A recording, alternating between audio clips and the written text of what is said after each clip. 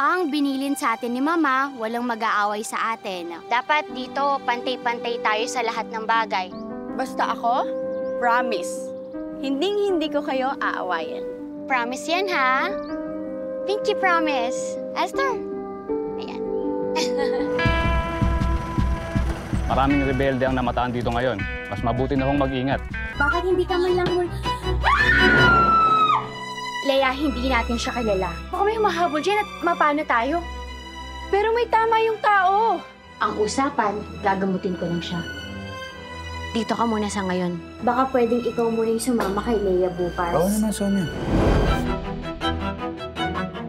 Salamat sa ulitin. Tingnan mo sa Esther. Kapag may gusto siyang isang bagay, gagawin niya yung lahat para makuha yun. Oh, bakit? May magagalit? Yung bago naisip ko. Ayoko nang sirain yung tiwala mo. Pangako. Kaya naman pala. Salamat nga pala hapon, ha? Nasarapan ako. Kainin mo yung pera mo! Sana maintindihan ng mga kapatid ko kung bakit ako naghihigpit sa kanila. Siguro may boyfriend ka, no? Sumbong kita kay Ate Sonia dyan, eh. At bakit ba kailangan malaman ni ating nangyayari sa akin? Sabihin mo nga sa akin ng totoo. Ano bang meron sa inyo ni Ate Esther?